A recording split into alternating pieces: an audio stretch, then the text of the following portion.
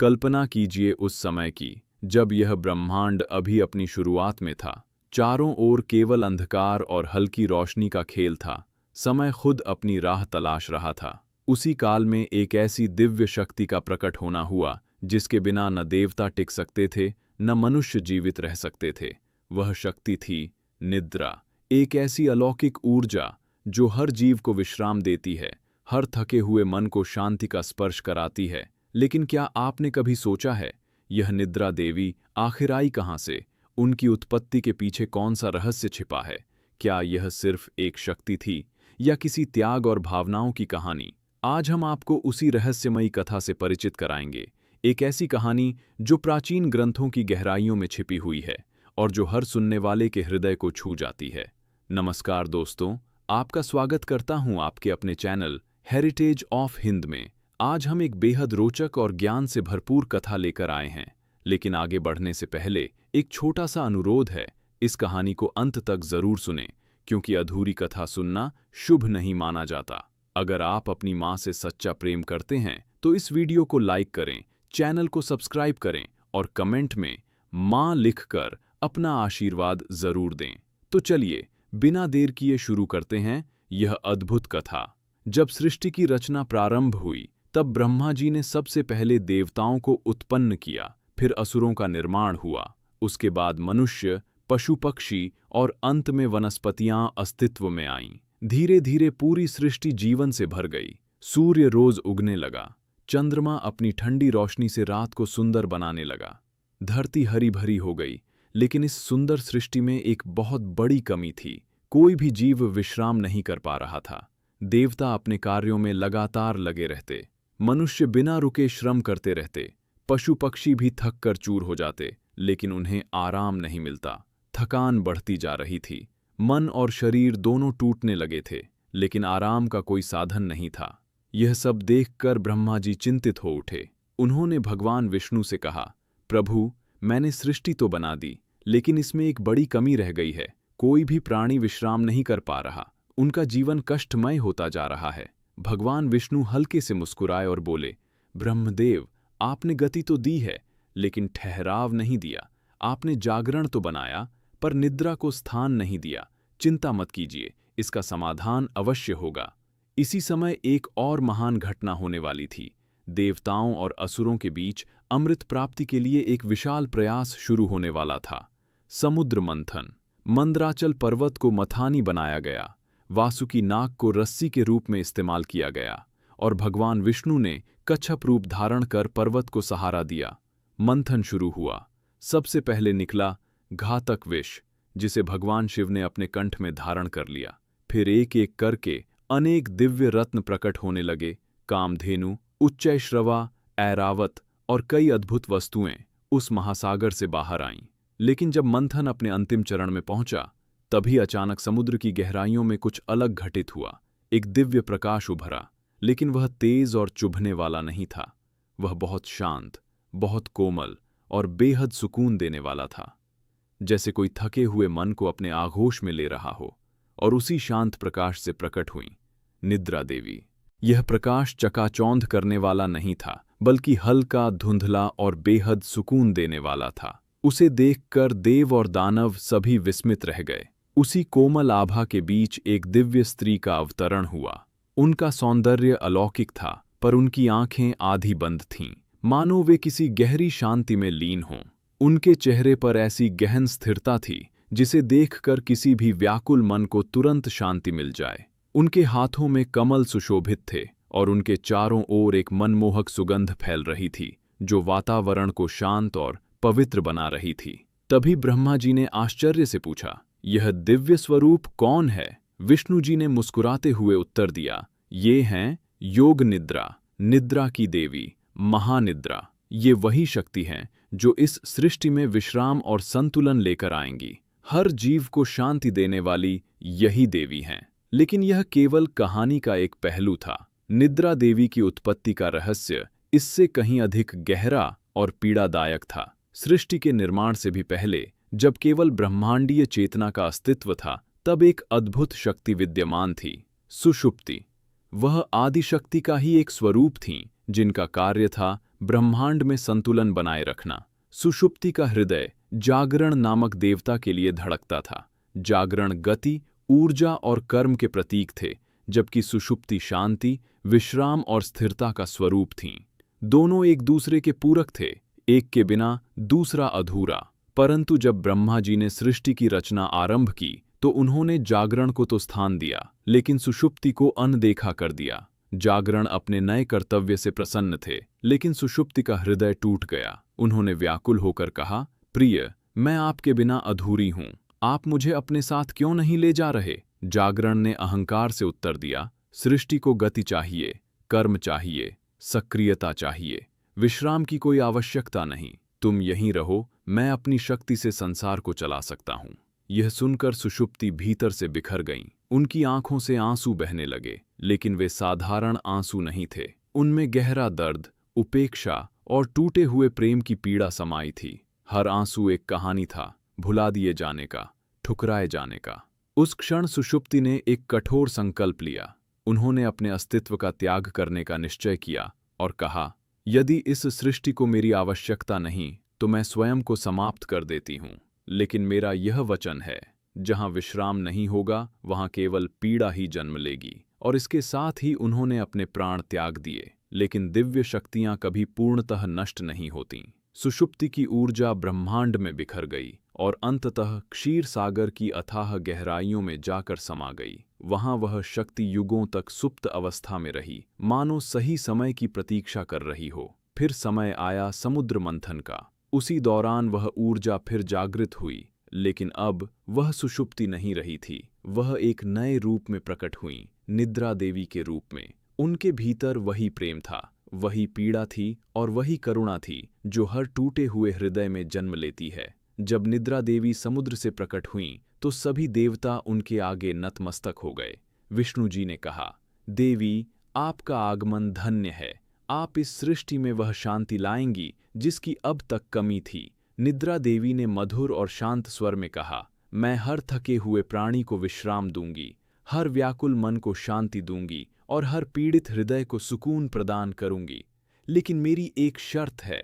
ब्रह्मा जी ने पूछा, वह शर्त क्या है देवी? निद्रा देवी ने गंभीर स्वर में उत्तर दिया, मैं केवल उन्हीं को विश्राम दूंगी जो मेरा सम्मान करेंगे।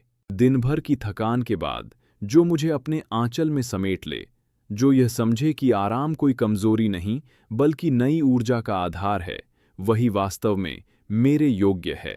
यह सुनकर सृष्टि के रचयिता ब्रह्मा बोले, देवी, आपकी बात बिल्कुल उचित है, हम सभी आपका आदर करेंगे। तब देवी ने एक और गंभीर बात कही, लेकिन जो मुझे ठुकराएगा, जो विश्राम को महत्वहीन समझेगा, जो यह मानेगा कि नींद समय की बर्बादी है, उसे मैं अपने दूसरे स्वरूप से परिचित कराऊंगी। उसे मिलेगी बेचैनी, उसे मिलेगा अनिद्रा का दंड। वह सोना चाहेगा लेकिन सो नहीं पाएगा, वह शांति खोजेगा लेकिन उसे अशांति ही मिलेगी। यह सुनकर सभी देवता चिंतित हो उठे। उन्होंने समझ लिया कि देवी के दो रूप हैं, एक जो सुकून देती है और दूसरा जो कष्ट देता है। जब देवी ने सृष्टि में अपना स्थान ग्रहण करना शुरू किया, तभी एक दिन उनका सामना जागरण देव से हुआ। जागरण वही थे जिन्होंने कभी सुषुप्ति को अस्वीकार कर दिया था। जैसे ही उन्होंने देवी को देखा, वह चौंक गए। उनकी आंखों में वही अपनापन था, वही ममता जो कभी सुषुप्ति में थी। जागरण ने भावुक होकर कहा, सुषुप्ति, क्या तुम वापस आ गई हो? देवी ने शांत स्वर में उत्तर दिया, नहीं, सुषुप्ति अब इस संसार में नहीं है। मैं हूं निद्रा, एक नया स्वरूप, एक नई शक्ति। जागरण को अपने पुराने व्यवहार पर गहरा पछतावा हुआ। उन्होंने सिर झुकाकर कहा, मुझे क्षमा कर दो, मैंने तुम्हें कभी समझा ही नहीं। अब मुझे एहसास हुआ है कि तुम्हारे बिना जीवन अधूरा है। मैंने देखा है कि बिना विश्राम के हर प्राणी दुख में है। देवी की आंखें नम हो गईं, पर उन आंसुओं में क्रोध नहीं था, वह प्रेम था जो समय के साथ भी समाप्त नहीं होता। उन्होंने कहा, जागरण, मैं तुम्हें क्षमा करती हूँ, लेकिन अब हमारी राहें अलग हैं। तुम दिन के स्वामी हो, मैं रात की रानी हूँ। तुम जागृति लाते हो, मैं विश्राम देती हूँ। हम अलग हैं, पर एक दूसरे के बिना अधूरे भी। जागरण ने धीमे स्वर में पूछा, क्या हम फिर कभी साथ नहीं हो सकते? देवी हल्के से मुस्कुराईं और बोलीं, हम हमेशा साथ ही हैं। जब तुम आते हो, मैं चली जाती हूँ, और जब मैं आती हूँ, तुम विदा हो जाते हो। यही हमारा संतुलन है, यही हमारा संबंध है। हम कभी एक साथ नहीं दिखते, लेकिन हमेशा जुड़े रहते हैं। यह सुनकर जागरण को सच्चे प्रेम का अर्थ समझ में आया, जहां त्याग होता है, सम्मान होता है और समझ होती है। इसके बाद देवी ने अपने कार्य की शुरुआत की। सबसे पहले उन्होंने देवताओं को विश्राम का वरदान दिया।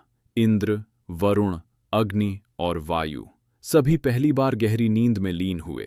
उनकी थकान दूर हुई और उन्हें सच्ची शांति मिली। लेकिन सबसे पहला और विशेष वरदान उन्होंने भगवान विष्णु को दिया।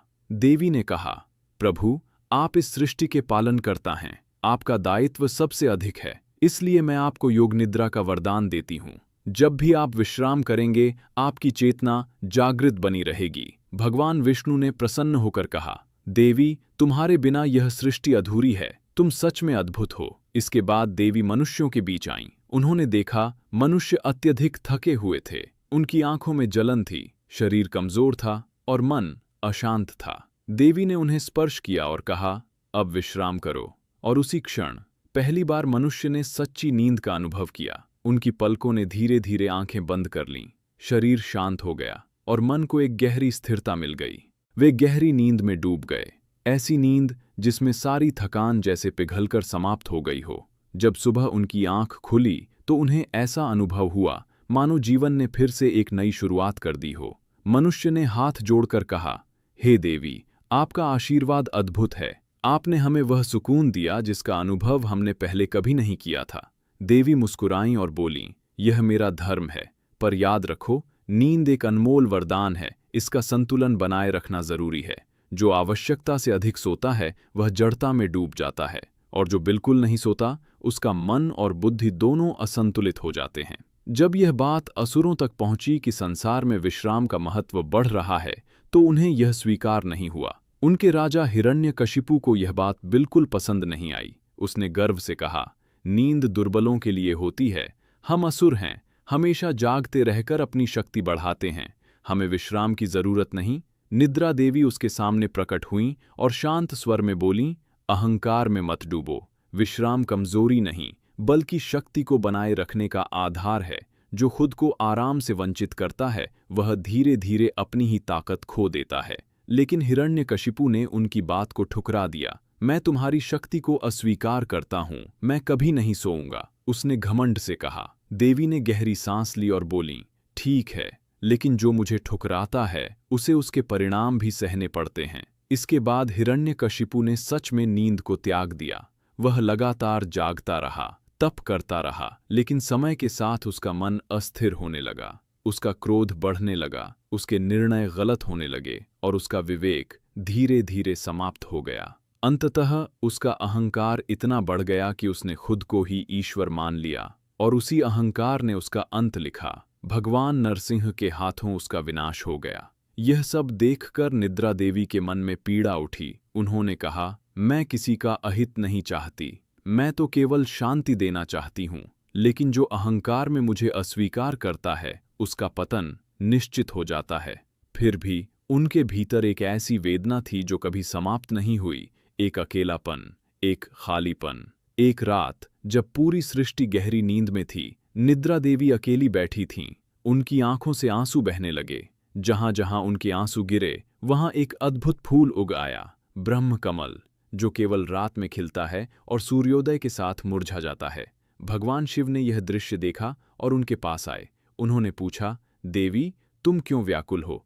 तुम तो सभी को शांति देती हो, फिर तुम्हारे भीतर अशांति क्यों है? निद्रा देवी ने धीमे स्वर में कहा, मैं सबको सुलाती हूँ पर स्वयं कभी नहीं सो पाती। मैं सबको सुकून देती हूँ पर मेरा मन कभी शांत नहीं होता। मैं सभी को प्रेम देती हूँ लेकिन मुझे कभी किसी का स्नेह नहीं मिला।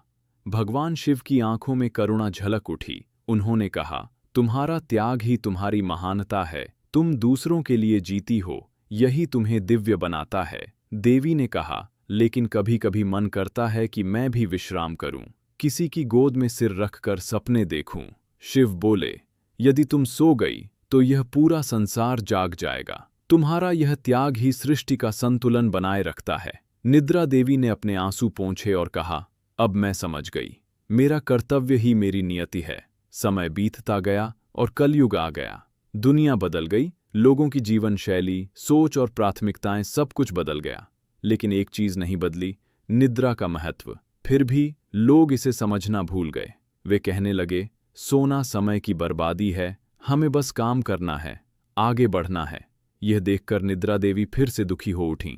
उन्होंने देखा कि कलयुग में इंसान की जीवन शैली पूरी तरह बदल चुकी है।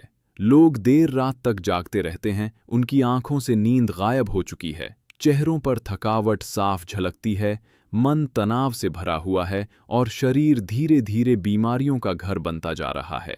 एक दिन निद्रा देवी ने सृष्टि के रचयिता ब्रह्मदेव से विनम्र स्वर में कहा, प्रभु, इस युग में लोग मेरा अनादर कर रहे हैं, वे मुझे महत्व नहीं दे रहे। ब्रह्मदेव मुस्कुराए और बोले, देवी, कल युग की यही प्रकृति है, लोग अज्ञान में डूबे हैं। लेकिन चिंता मत करो, जो तुम्हारी अवहेलना करेगा उसे अपने कर्मों का फल स्वयं भोगना पड़ेगा। और ऐसा ही हुआ। जो लोग नींद को नजरअंदाज करते रहे, वे धीरे धीरे बीमारियों से घिरने लगे। किसी को हृदय संबंधी समस्या हुई तो किसी का मानसिक संतुलन बिगड़ने लगा। उनकी याददाश्त कमजोर होने लगी और जीवन से शांति गायब हो गई। यह सब निद्रा देवी के प्रभाव का परिणाम था। लेकिन दूसरी ओर कुछ लोग ऐसे भी थे जिन्होंने विश्राम का महत्व समझा। वे समय पर सोते, अपने शरीर को आराम देते और संतुलित जीवन जीते। परिणाम स्वरूप वे स्वस्थ, प्रसन्न और ऊर्जावान बने रहे। यह देखकर निद्रा देवी प्रसन्न हुईं और बोलीं, हर युग में कुछ लोग ऐसे होते हैं जो मेरी महत्ता को समझते हैं। ऐसे लोगों पर मेरा विशेष आशीर्वाद बना रहता है। भारतीय परंपराओं में निद्रा देवी का विशेष स्थान है। उन्हें योग माया का स्वरूप भी माना जाता है। जब भगवान कृष्ण का जन्म हुआ था, तब योग माया ने ही उनकी रक्षा की थी। जब वासुदेव जी नवजात कृष्ण को लेकर गोकुल जा रहे थे, तब योग माया ने सभी सैनिकों को गहरी नींद में सुला दिया। उसी समय यमुना नदी ने भी अपना मार्ग खोल दिया, जिससे कृष्ण सुरक्षित नंद बाबा के घर पहुंच सके। कहा जाता है कि योग माया वास्तव में निद्रा देवी का ही एक दिव्य रूप थीं। निद्रा देवी की आराधना प्रायः रात्रि में की जाती है। उन्हें दूध, मिठाई और सफेद पुष्प अर्पित किए जाते हैं। उनके कुछ पवित्र मंत्र इस प्रकार हैं, एयुएम निद्रायै नमः, एयुएम योग निद्रायै नमः, एयुएम महानिद्रायै नमः। जो व्यक्ति श्रद्धा और नियमितता से उनकी उपासना करता है, उसे गहरी और सुकून भरी नींद प्राप्त होती है। उसके सपने शांत और सुखद होते हैं और उसका मन हमेशा प्रसन्न रहता है। यह थी निद्रा देवी की कथा, एक ऐसी अदृश्य शक्ति की कहानी जो हर रात हमारे जीवन में आती है और हमें नई ऊर्जा देती है। आइए हम सभी इस दिव्य शक्ति का सम्मान करें, उन्हें नमन करें और स्वस्थ जीवन के लिए नींद को महत्व दें। जय निद्रा देवी, जय योग माया, जय महाशक्ति।